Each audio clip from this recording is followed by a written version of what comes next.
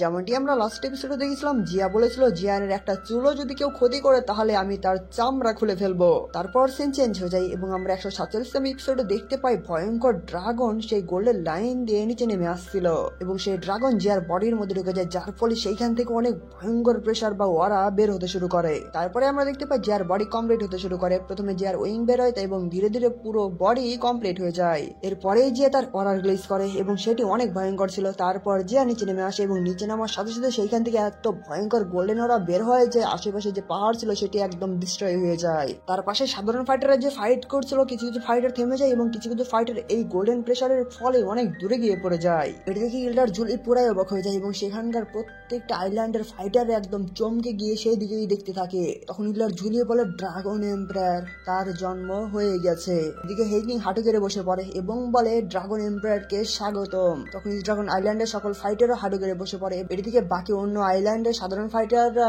হাঁটু গেড়ে বসতে অন্যরকম করছিল, কিন্তু ড্রাগন এম্পায়ারকে দেখে তারাও হাঁটু গেড়ে বসে পড়ে, কারণ ড্রাগন এম্পায়ারের সামনে ঝুঁকতেই হবে। এবং তারা সবাই স্লোগান দিতে শুরু করে, ড্রাগন এম্পায়ার আপনাকে স্বাগতম। অন্যদিকে কিংয়ান জিয়ার দিকে তাকাই এবং আমরা জিয়াকে দেখতে পাই সে তখনই চোখ খোলে। এটি দেখে কিংয়ানের সোল কেঁপে ওঠে এবং ভয়ে ভয়ে বলে ড্রাগন এম্পায়ারকে আমার পক্ষ থেকে শুভেচ্ছা। যদিও আমরা ড্রাগন কিং এর আদেশ পালন করছি, প্লিজ আমাদেরকে এই ক্রাইমের জন্য ক্ষমা করে দেবেন। আর আমরা চলে যাচ্ছি। এটি বলে কিংয়ান সহ নর্থ ড্রাগন আইল্যান্ডের সকল ফাইটাররা চলে যেতে শুরু করে। এটি দেখে হেকিং বলে বিশ্বাসঘাতক, তোমরা পালিয়ে যাওয়ার চেষ্টা করছো এবং তাকে ধরতেই যাবে, কিন্তু তখনই জিয়া তাকে থামিয়ে দেয় এবং বলে তাদেরকে যেতে দাও। তখন হেকিংও থেমে যায়। অন্যদিকে জিয়া জিয়ানের কাছে যায় এবং জিয়ানকে আমরা দেখতে পাই তার অবস্থা অনেক খারাপ হয়ে গিয়েছিল।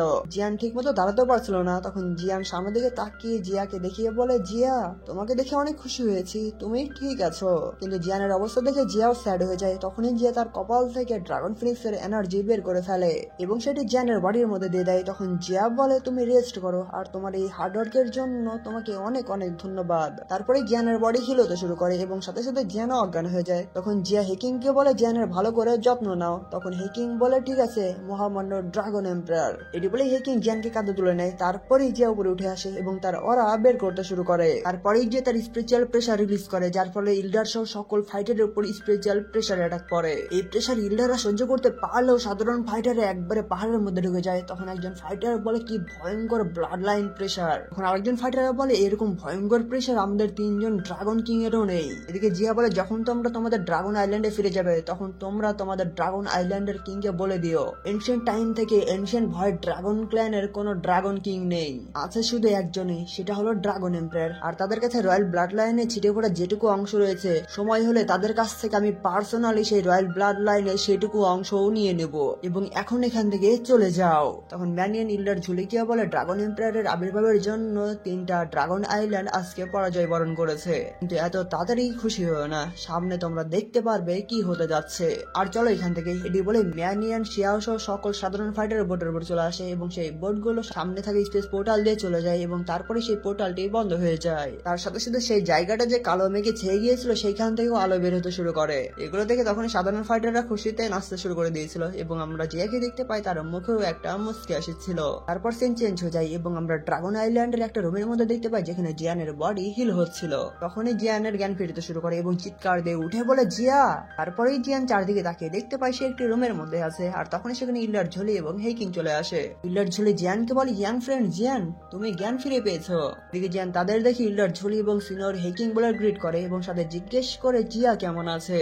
তখন ইল্ডার ঝুলিও সম্মান দিয়ে বলে তুমি চিন্তা করিও না ইয়াং ফ্রেন্ড, আমাদের ড্রাগন এম্পায়ার ঠিক আছে, কিন্তু এখনো তিনি মেডিটেশন করছে যাতে করে তিনি ড্রাগন ফিনিক্স অরিজিন ফ্রুটের এনার্জি যতটুকু বেঁচে আছে সেটুকু যেন ফুলি অ্যাবজর্ব করতে পারে। তখন পাশে থাকা হেকিং বলে হ্যাঁ এগুলো সবকিছুর জন্য তোমাকে অনেক অনেক ধন্যবাদ। এটি বলে হেকিং জ্যানের কাঁধে হাত রাখে আর তখনই জ্যানের বডি থেকে গোল্ডেন এনার্জি বেরোতে শুরু করে। এটি থেকে জ্যান বলে দেখে মনে হচ্ছে আমার বডিতে কিছু পরিবর্তন হয়েছে। তখন ইলার ঝুলে বলে dragon empire dragon phoenix origin ফ্রুটের পাওয়ারের একটা অংশ তোমার বডিতে দিয়ে দিয়েছে যাতে করে তুমি তাড়াতাড়ি হিল হতে পারো। আর ইয়াং ফ্রেন্ড তোমার বডির মধ্যে যে আননোন পাওয়ার যেটা রয়েছে সেইটা তুমি সক্রিয় বা অ্যাক্টিভেট করার চেষ্টা করো, দেখা যাক কি ঘটনা ঘটে। এটি শুনে জ্যান তার আননোন পাওয়ার অ্যাক্টিভেট করে, যার ফলে সেখানে গোল্ডেন অরা ছড়িয়ে পড়ার পর জ্যানের বডিতে একটা আর্মর তৈরি হয় এবং আর্মর তৈরি হওয়ার পর সেখান থেকে ভয়ঙ্কর গোল্ডেন অরা বের হয়ে যায়। এটা দেখে জ্যান বলে এটা আবার কি, এটা তো ড্রাগন স্কিলস। তখন ইলার ঝুলিয়ে বলে, সোজা করে বলতে গেলে এটাকে বলে ড্রাগন আর্মর। এটা আমাদের এনশিয়েন্ট ভয়েড ড্রাগন ক্লানের ডিফেন্সিভ ইউনিক স্কিল। আর তুমি সাধারণ কোনো ড্রাগন আর্মর পাওনি, তুমি পেয়েছো হাইস্ট লেভেলের ড্রাগন ফিনিক্স এনশিয়েন্ট আর্মর। তখন হেকিং বলে, ড্রাগন ফিনিক্স এনশিয়েন্ট আর্মর একটা বড় ধরনের ট্রেজার। তোমার বর্তমানে যে স্ট্রেংথ, সেই স্ট্রেংথ দিয়ে তুমি যদি এই আর্মর ইউজ করো তাহলে সোল হলের 9th তিয়ান জন্য তোমাকে বেশি আহত করতে পারবে না। এদিকে ইলার ঝুলিয়ে বলে, আমরা জানি না ড্রাগন এম্পায়ার কবে সেই মেডিটেশন থেকে বের হয়ে আসবে, এবং কিংলি নয় এনশিয়েন্ট ভয়েড ড্রাগনের সমাধি থেকে এখনো বের হয়ে আসেনি। তাই ইয়ান ফ্রেন্ড জিয়ান, তুমিও যদি এখানে আরো কয়েকটা দিন থেকে যেতে তাহলে অনেক ভালো হতো। তখন জিয়ান বলে, ঠিক আছে ইল্ডার, আমি আছি, আর এই কয়েকদিনের জন্য শুধু আমাদের জন্য আপনাকে কষ্ট পেতে হবে। তারপর সিন চেঞ্জ হয়ে যায় এবং আমরা ড্রাগন আইল্যান্ডের একটা জায়গায় দেখতে পাই, সেখানে একটি টাওয়ারের উপরে দাঁড়িয়েছিল জিয়ান। তারপর জিয়ান তার হ্যামলি ফ্লেম বের করে ফেলে এবং সেই হ্যামলি ফ্লেম থেকে বের হয়ে আসে 3000 বার্নিং ফ্লেমের রিয়েল বডি। তখন বার্নিং ফ্লেম সেই জায়গাটা দেখতে শুরু করে এবং তখনই তার মনে পড়ে যায় সেই স্মৃতি যেখানে বার্নিং ফ্লেম ছোটবেলায় তার মাস্টারের সাথে ছিল। এগুলো দেখে বার্নিং ফ্লেম একটা দীর্ঘশ্বাস ফেলে। তখন জিয়ান বলে, আপনার প্রিভিয়াস বা আগের মাস্টার এখানে ছিল, কিন্তু আমি জানি না তার সাথে কি হয়েছে। তিনি তার বাড়ি ড্রাগন আইল্যান্ডে এখনো ফিরে আসেনি, কিন্তু আমি আমার প্রমিস কমপ্লিট করেছি আপনাকে ড্রাগন আইল্যান্ডে আবার ফিরিয়ে নিয়ে এসে। তখন বার্নিং ফ্লেম বলে, পরিশেষে আমি ড্রাগন আইল্যান্ডে চলে এসেছি, কিন্তু দুর্ভাগ্যবশত এই জায়গাটা আমার বাড়ি নয়, এটা অন্য জায়গা। এটি বলে বার্নিং ফ্লেম মন খারাপ করে এবং ফ্লেমের ট্রান্সফার হয়ে জিয়ানের কাছে চলে যায়। তখন বার্নিং ফ্লেম বলে, এখন থেকে তুমি আমার মাস্টার। এরপর জিয়ান হ্যাভেলি ফ্লেম নিজের কাছে রেখে দেয়। তারপর সিন চেঞ্জ হয়ে যায় এবং আমরা একটি জায়গায় দেখতে পাই যেখানে ভয়ঙ্কর ভাবে বিজলি চমকাচ্ছিল। সেখানে জিয়ান এবং হেকিং এসেছিল। হেকিং এগুলো দেখে জিয়ানকে বলে, এখানকার ঠান্ডারের পর অনেক কিন্তু ভয়ঙ্কর, একটা ভুল করলেই তোমাকে একদম গ্রাস করে ফেলতে পারে। ইয়াং ফ্রেন্ড জিয়ান, তুমি এত ভয়ঙ্কর জায়গার মধ্যে কিসের জন্য এসেছো? তখন জিয়ান বলে, আমার এই ঠান্ডারের পাওয়ারই দরকার, যাতে করে আমি ডেমন পাপেট সহ বাকি সকল পাপেটকে সাহায্য করতে পারি। এটার জন্য সিনিয়র হেকিং আপনাকে থ্যাঙ্কস। তখন হেকিং বলে, কিন্তু তুমি এখানে অনেক কেয়ারফুল থাকবে, আর আমি বাইরে থাকছি, তোমার যদি কোনো দরকার হয় তখনই আমাকে ডেকে দিবে, আমি চলে আসবো। এটি বলে হেকিং সেখান থেকে চলে যায়। তখন জিয়ানও সেই ঠান্ডার পুলের মাঝখানে চলে আসে। তখন জিয়ান দেখতে পায় কি ভয়ঙ্কর ভাবে ঠান্ডা অ্যাটাক হচ্ছে, কিন্তু জিয়ানের হ্যাভেলি ফ্লেম সেই ঠান্ডার অ্যাটাক গুলোকে জিয়ানকে আঘাত করতে দিচ্ছিল না। তখন জিয়ান বলে, এই পুলের মাঝখানের ঠান্ডারের পাওয়ার অনেক পাওয়ারফুল দেখছি, যদি আমার কাছে হ্যাভেলি ফ্লেম না থাকতো তাহলে আমার বডি এই অ্যাটাকের ফলে ব্লাস্ট হয়ে একদম টুকরো টুকরো হয়ে যেত। এটি বলে জিয়ান সেখানে বসে পড়ে এবং তার হ্যাভেলি ফ্লেম বের করে ফেলে। অন্যদিকে আমরা দেখতে পাই সেই ডেমন পাপেট এবং বাকি যে পাপেট গুলো ছিল সেগুলো অনেক স্পিডে মাঝখানে চলে আসে এবং তারাও একটা ফরমেশন তৈরি করে ফেলে। মাঝখানে ছিল ডেমন পাপেট, তখনই উপরে থেকে কালো মেঘ থেকে ভয়ঙ্কর অনেক বড় একটা লাইটিং সরাসরি ডেমন পাপেটের বডিতে লাগে। তারপর আমরা দেখতে পাই ডেমন পাপেট সহ বাকি পাপেট গুলো ধীরে ধীরে নিজেদেরকে আপগ্রেড করছিল। তাদের ডেমন পাপেটের বডিতে যে ক্র্যাক গুলো ছিল সেটিও ঠিক হয়ে যাচ্ছিল। এদিকে জিয়ান বলে, এটা কাজ করছে, এই ঠান্ডারের পর ডেমন পাপেটকে শুধু রিপেয়ারই করছে না, সাথে সাথে বাকি যে পাপেট গুলো আছে তাদেরকেও আপগ্রেড করছে। তাহলে আমার কাছে 1000 লেভেলের অনেকগুলো পাপেট থাকবে, যার ফলে ফাইটের মধ্যে আমি অনেক ফায়দা পাবো। কিন্তু বাইরের পাওয়ারের উপর বেশি নির্ভর করলে চলবে না, সাথে আমার নিজের স্ট্রেংথও ইমপ্রুভ করতে হবে, আর সেটা হলো বেশি ইম্পর্টেন্ট। এটি বলে জিয়ান তার হ্যান্ড সাইন চেঞ্জ করে তার হ্যাভেলি ফ্লেম চারদিকে ছড়িয়ে দেয় এবং কিছু ঠান্ডার কালেক্ট করে তার হাতে নিয়ে সেই ঠান্ডারকে রিফাইন করতে শুরু করে। তখন জিয়ান বলে, আমি আমার হ্যাভেলি ফ্লেম ইউজ করে ঠান্ডারের পাওয়ারকে রিফাইন করে আমি আমার স্ট্রেংথ ইমপ্রুভ করব। এভাবে করে তারা তাদের কাজ করেই যাচ্ছিল। এদিকে আমরা দেখতে পাই ডেমন পাপেটের বডিতে যে ক্র্যাক গুলো ছিল সেটা অনেকটাই ঠিক হয়ে গিয়েছিল। এদিকে জিয়ান ঠান্ডারের পাওয়ারকে রিফাইন করছিল, অন্যদিকে ডেমন পাপেট বা পাপেট গুলো সবগুলো ঠান্ডারের পাওয়ার ইউজ করে নিজেদেরকে আপগ্রেড করছিল, মানে সুযোগের সৎ ব্যবহার। তারপর আমরা দেখতে পাই জিয়ানের চারপাশে যে ঠান্ডার গুলো চমকাচ্ছিল সেই ঠান্ডার গুলোকে জিয়ান নিজের কাছে নিচ্ছিল এবং সেগুলোকে অ্যাবজর্ব করছিল। তারপর আমরা 15 দিনের পরে সিন দেখতে পাই এবং সেখানে তখনও দেখতে পাই জিয়ান এবং সেই পাপেট গুলো এখনো সেই ঠান্ডারের পাওয়ার ইউজ করেই যাচ্ছিল। তারপর জিয়ান সেই ঠান্ডার এবং হ্যামলি ফ্লেম একসাথে ইউজ করে সেখানে অনেক বড় একটা ঠান্ডার টর্নেডো ক্রিয়েট করে ফেলে, যাতে করে জিয়ান আরো ঠান্ডারের পাওয়ার বেশি কালেক্ট করতে পারে, কারণ জিয়ানের ব্রেক থ্রু করতে অনেক বেশি এনার্জির প্রয়োজন। এদিকে টর্নেডোর মধ্যে জিয়ান তখন হ্যান্ড সাইন চেঞ্জ করে ঠান্ডার কালেক্ট করেই যাচ্ছিল এবং কালেক্ট করতে করতে জিয়ানেরও অনেকটা কষ্ট হচ্ছিল, কিন্তু জিয়ান হার মানে না। তার হ্যান্ড সাইন চেঞ্জ করে সেই টর্নেডো আশেপাশে যত ঠান্ডার ছিল সেটি নিজের দিকে নিয়ে নেয় এবং সেগুলোকে অ্যাবজর্ব করতে শুরু করে। এই কাজের জন্য জিয়ানের ঘামও বের হয়ে যায়, কিন্তু জিয়ান তো জিয়ানই। তারপরেও জিয়ান সেই আশেপাশে সব ঠান্ডা নিজের বডির মধ্যে নিয়ে নেয়, যার ফলে সেই টর্নেডো সেখান থেকে ভ্যানিশ হয়ে যায়। তারপর জিয়ান তার হ্যাভেলি ফ্লেম চারদিক ছড়িয়ে দেয় এবং সেটি উপরে থাকা কালো মেঘের মধ্যে দিয়ে দেয়, যার ফলে সেই কালো মেঘ থেকে বড় ভয়ঙ্কর একটা ঠান্ডার বের হয় এবং সেটি একদম জিয়ানের বডির উপর পড়ে। এদিকে জিয়ানের এনার্জিও কমপ্লিট হয়ে গিয়েছিল। তখন জিয়ান তার হাত নাড়ায় আর এর ফলে সেখানে একটা ব্লাস্ট হয়, সেইখানকার ঠান্ডার এনার্জি চারদিক ছড়িয়ে পড়ে। তারপর জিয়ান চোখ খোলে এবং জিয়ানের চোখ থেকে এমন ভয়ঙ্কর ঠান্ডার পাওয়ার বের হয়ে যায় চোখের দুই দিকে ভয়ঙ্কর ভাবে স্পেস ব্রেক হয়ে যায়। তখন জিয়ান শান্ত হয়ে যায় এবং বলে, তাহলে আমি 1005 স্টারে পৌঁছে গিয়েছি,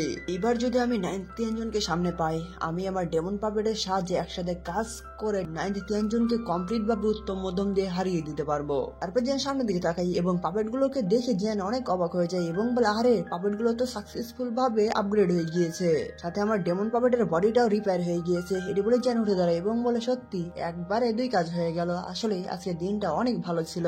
তখনই জেন কিছু বুঝতে পারে এবং পুলের মাঝখানে দিকে তাকাই এবং সেখানে একটা এনার্জি দেখতে পাই। এটি দেখে জ্যান বলে, কি ভয়ঙ্কর রকমের তীব্র এনার্জি ফ্লাকচুয়েট হচ্ছে। জ্যান তারপর ভালো করে সেই জায়গাটি দেখতে শুরু করে এবং দেখে বলে, আমি কি ভুল দেখছি? এটি বলে জ্যান তার ডেমন পাপেট গুলো নিজের কাছে নিয়ে নেয় এবং সেখান থেকে চলে যেতেই যাবে, কিন্তু তখনই সেই জায়গা থেকে একজন ওল্ড ফাইটার বের হয়ে আসে এবং তার পিছনে ছিল থান্ডার পাইথন, যেটা ওল্ড ফাইটারের পিছু করছিল। থান্ডার পাইথনকে দেখে জ্যান বলে, এটা ঠিক হচ্ছে না। এটি বলে জ্যান লুঙ্গি তুলে পালাতে শুরু করে, কারণ থান্ডার পাইথন গুলো এতটাই ভয়ঙ্কর এবং পাওয়ারফুল ছিল, যদি জ্যানকে টাচ করে ফেলতো জ্যান একদম বিনা টিকিটে উপরে উঠে যেত। তখন আমরা দেখতে পাই জ্যানের পিছনে ছিল ওল্ড ফাইটার আর ওল্ড ফাইটারের পিছনে ছিল থান্ডার পাইথন। তখন জ্যানও পালাচ্ছিল, ওল্ড ফাইটারও পালাচ্ছিল এবং পিছনে থাকা সেই থান্ডার পাইথন গুলো তার পজন দিয়ে তাদের উপর অ্যাটাক করছিল, কিন্তু থান্ডার পাইথন গুলো জ্যানকে অ্যাটাক করে না, যার ফলে জ্যান উপরে উঠে আসে এবং বলে, এই থান্ডার পাইথন গুলোকে মোকাবেলা করা এতটাও সহজ না, কারণ এই থান্ডার পাইথন গুলো যদি আমাকে একটুও ছুঁয়ে দেয় তাহলে আমার মনে হয় না আমার বডির কোনো চিহ্ন আর থাকবে। ওদিকে আমরা ওল্ড ফাইটারকে দেখতে পাই যে পালাই এবং পালাতে পালাতে সামনে আবার পোর্টাল ওপেন করে সেইখান দিয়েও পালাই, কিন্তু থান্ডার পাইথন গুলো তখনও তার পিছু করেই যাচ্ছিল।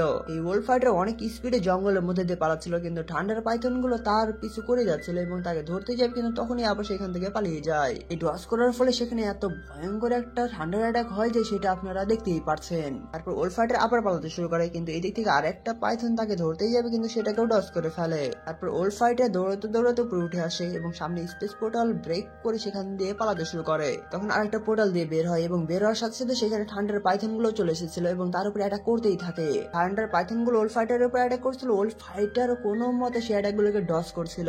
তখন ওল্ড ফাইটার সামনে পোর্টাল ওপেন করে অনেক দূরে অন্য জায়গায় দিয়ে বের হয় এবং সেখান দিয়ে দেখতে পাই সেই থান্ডার পাইথন গুলো আর তখনও পিছু করেই যাচ্ছিল। তখন ওল্ড ফাইটার সামনে পালাতে পালাতে জ্যানকে দেখতে পাই এবং বলে, ইয়াং ফ্রেন্ড, তুমি কি আমাকে সাহায্য করতে পারবে? এটি দেখে তো জ্যানের কিডনি অ্যাটাক হয়ে যায় এবং বলে, আপনি আমার দিকে কেন পালিয়ে আসছেন? এবং তখনই পালাতে শুরু করে এবং পালাতে পালাতে বলে, আমার কাছে কোনো অ্যাবিলিটি নেই যেটা দিয়ে আপনাকে সাহায্য করতে পারবো। তারপরে সেই ওল্ড ফাইটার জ্যানের সামনে চলে আসে এবং জ্যানের দিকে তাকিয়ে বলে, 5 স্টার দাও জুন, তুমি কি পাগল হয়ে গিয়েছো? তোমার এই স্ট্রেংথ নিয়ে তুমি সাহস কিভাবে করলে এই থান্ডার পুলের মধ্যে আসতে? তখন জ্যান বলে, আপনি তো সব করলেন, আমি তো সুন্দর করে ট্রেনিং করছিলাম, আপনি শুধু আমাকে বিপদের মধ্যেই ফেলে দেননি, সাথে সাথে আমার স্ট্রেংথ কেও ছোট করে দেখছেন। তাহলে এবার দেখেন। এটি বলে জ্যান মিসাইল স্পিডে তিরিং বিরিং হয়ে সামনের দিকে পালাতে শুরু করে। এটি থেকে ওল্ড ফাইটার বলে, তুমি কি সিরিয়াস? তোমার সাথে সাথে এই থান্ডার পাইথন গুলোরও স্পিড অনেক বেশি। এটি বলে ওল্ড ফাইটার জ্যানকে ওভারটেক করে ফেলে এবং বলে, ছেলে তুমি ভুলে যাও, আমি আগে এখান থেকে পালিয়ে যাবো। এটি বলে ওল্ড ফাইটার সামনে স্পেস পোর্টাল ওপেন করে সেখান থেকে পালিয়ে যায়। এদিকে জ্যান পুরো অবাক হয়ে যায় এবং বলে, এই ওল্ড ফাইটার যে স্পিডে কথা বলে সেই স্পিডে পালাতেও পারে। এদিকে জ্যানের পিছনে থাকা থান্ডার পাইথন গুলো জ্যানকে টাচ করতে যাবে, তখনই জ্যান স্পেস ব্রেক করে থান্ডার টেকনিক ইউজ করে সেইখান থেকে পালিয়ে আসে কোনো মতে। তারপর জ্যান উঠে দাঁড়ায় এবং তার গায়ের ধুলো মুছতে মুছতে বলে, আসলে সেই থান্ডার পুলের মাঝখানে কি ছিল যেটা সেই হারামি ওল্ড ফাইটারকে উপরে এবং নিচে 2 জায়গায় তাড়া করছিল, এমনকি আমাকেও তাড়া করছিল, সেই জিনিসটা অনেক ভয়ঙ্কর। তখন সেখানে ওল্ড ফাইটার আসে এবং জ্যান তাকে দেখে পিছনের দিকে চলে আসে। তখন ওল্ড ফাইটার বলে, তোমার স্পিডও খারাপ ছিল না ছোট্ট ছেলে, তুমিও অনেক তাড়াতাড়ি সেখান থেকে পালিয়ে এসেছো। তখন জ্যান বলে, আপনি তো নিজে নিজে বিপদ তৈরি করছেন, সাথে সাথে আমাকেও বিপদের মধ্যে ফেলে দিয়েছিলেন, আপনার ক্যারেক্টার তো সত্যিই ভয়ঙ্কর। তখন ওল্ড ফাইটার বলে, আমি কখনো কল্পনাও করতে পারিনি যে তোমার মতো কেউ ওই ঠান্ডার পুলে আসার সাহস করবে, বিশেষ করে তোমার মতো এত উইক পারসন। আচ্ছা যাই হোক ইয়াং ফ্রেন্ড, আমি মানছি এখানে আমার দোষ ছিল। তখন জিয়ান বলে, আপনি তো, এবং কিছু বলতেই যাবে থেমে যায়। তখন জিয়ান মনে মনে বলে, আসলে এই ওল্ড ফাইটারের স্ট্রেংথ ধরতে গেলে অ্যাটলিস্ট আমার টিচার যতটুকু পাওয়ারফুল সেই রকম পাওয়ারফুল হতে পারে, তাই এর কাছ থেকে আমাকে দূরে দূরে থাকতে হবে। এটি বলে জিয়ান সেইখান থেকে চলে যেতে শুরু করে। এটি থেকে তখনই সেই ওল্ড ফাইটার জেনের সামনে চলে আসে। আর একটা কথা, আপনারা কি এই ওল্ড ইল্ডার বা ওল্ড ফাইটারকে চিনতে পেরেছেন? কেউ যদি চিনে থাকেন তাহলে অবশ্যই কমেন্ট করবেন। তখন ওল্ড ফাইটার জ্যানকে বলে, ছোট্ট ছেলে, ঠান্ডার পুলের গভীরে যে প্রাণীগুলো রয়েছে তারা অনেকটা অদ্ভুত, তারা এই ঠান্ডার পাওয়ারকে নিচে ঘনীভূত করেছে এবং তারা ডিরেক্টলি ঠান্ডার পাওয়ারকে অ্যাবজর্ব করতে পারে। তাই আমি দেখেছি যেহেতু তোমার স্পিড ভালো হয়েছে তাহলে আমরা দুজন মিলে একটা দল বা ফোর্স গঠন করলেই পারি এবং দুজন মিলে ঠান্ডার পুলের সেই গভীরে যে দেখতে পারি সেখানে কি রয়েছে।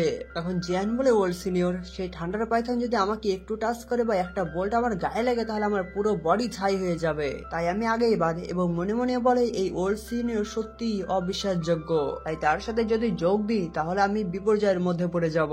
তখন ওল্ড ফাইটার বলে, তুমি তো ভুল বলছো, আরে তোমাদের মতো ইয়াং জেনারেশনের ইয়াং পিপুলরা এখন তখন তোমাদের নিজেদের উপরই আত্মবিশ্বাস রাখতে পারো না। তখন জিয়ান ফানি স্টাইলে বলে ঠিক ঠিক ঠিক, সিনিয়রের চোখ সঠিক জিনিসই ধরতে পেরেছে। তখন ওল্ড সিনিয়র বলে ঠিক আছে ঠিক আছে, আর আমার সারনেম হলো মাং। আমার মনে হয় আমার যে সুনামটা আছে সেই সুনাম সম্পর্কে তুমি শুনেছো। তখন জিয়ান ভাবতে শুরু করে এবং বলে সারনেম মাং, আমি তো কখনো শুনতে পাইনি। এটি শুনে ওল্ড সিনিয়র একটা দীর্ঘশ্বাস ফেলে এবং বলে হাই রে ইয়াং জেনারেশন, আচ্ছা আর কিছু মনে করিও না, যেহেতু সেই ঝামেলাটা পার হয়ে গিয়েছে তাই আমিও চলে যাচ্ছি। কিন্তু ছেলে, তোমার পারফরমেন্স খারাপ ছিল না, কিন্তু তোমার পাওয়ার আমার পাওয়ার থেকে অনেক দূরে, তাই আরো কষ্ট করো। এটি বলি ওল্ড সিনিয়র সেখান থেকে চলে যায়। আচ্ছা বলেই দি, এই ওল্ড সিনিয়র হলো জিয়ান একাডেমির হেডমাস্টার, যে একাডেমি থেকে জিয়ান ফলেন আর্ট ফ্রেম নিয়েছিল। তারপর তখনই সেখানে হেকিং চলে আসে এবং জিয়ানকে জিজ্ঞেস করে, ইয়াং ফ্রেন্ড জিয়ান, এখানকার এনার্জি অনেকটা উত্তেজিত হয়ে গিয়েছিল, তুমি কি ঠিক আছো? তখন জিয়ান বলে, এখানে একটা ছোট প্রবলেম হয়েছিল, সেটা কোনো বিষয় নয়। তাই সিনিয়র হেকিং, চলেন ফিরে যাওয়া যাক। এটি শুনে হেকিং একটা দীর্ঘশ্বাস ফেলে এবং বলে, যাক তুমি ভালো আছো, তা না হলে ড্রাগন এম্পায়ার আমার চামড়া তুলে ফেলতো।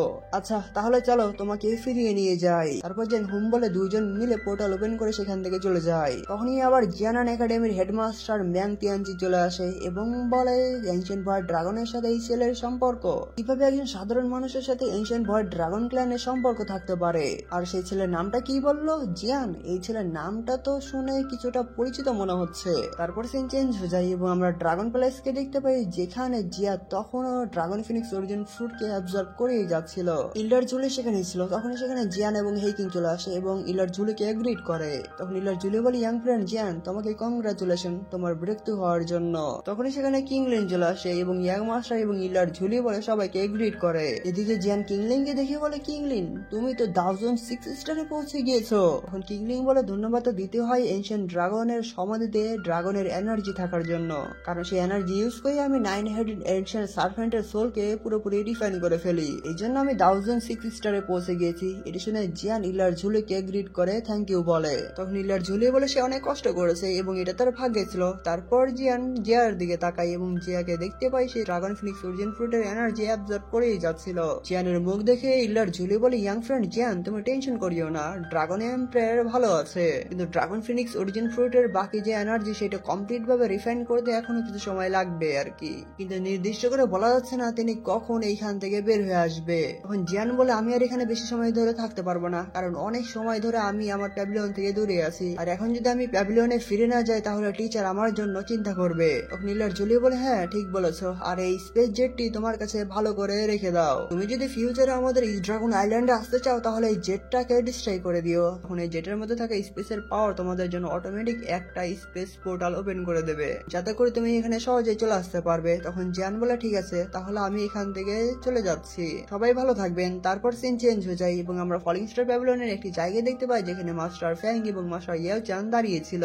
তখন টিচার ইয়াওচান বলে, ফাইনালি তারা চলে এসেছে। তারপর পরই জিয়ান এবং কিংলিন সেখানে চলে আসে। তারপর জিয়ান এবং কিংলিন টিচার এবং মাস্টার ফ্যাংকে এগ্রিড করে। তখন মাস্টার ফ্যাং জিয়ানকে বলে, ছোট্ট ছেলে তুমি এই সফরের মধ্যে তো অনেক কিছু গেইন করেছো। তখন জিয়ান বলে, এনশিয়েন্ট ভয়েড ড্রাগন ক্ল্যানের মধ্যে গিয়েছিলাম কিছু বিষয় ম্যানেজ করতে, কিন্তু উল্টো ভালো জিনিস আমার সাথে ঘটে গেল, যার ফলে সেখানে অনেক ফায়দা পেয়েছি, এবং তার মধ্যে একটা হলো আমি 1005 স্টারে পৌঁছে গিয়েছি। তখন মাস্টার ফ্যাং বলে, তুমি সত্যি অনেক ইমপ্রেসিভ, কারণ এনশিয়েন্ট ভয়েড ড্রাগন ক্ল্যানের সাথে তোমার এই ঘনিষ্ঠ সম্পর্ক রয়েছে। তখন টিচার ইয়াওচান জিয়ানকে বলে, তুমি সঠিক সময়ে ফিরে এসেছো, কারণ তোমার জন্য আমার কাছে ভালো খবর রয়েছে।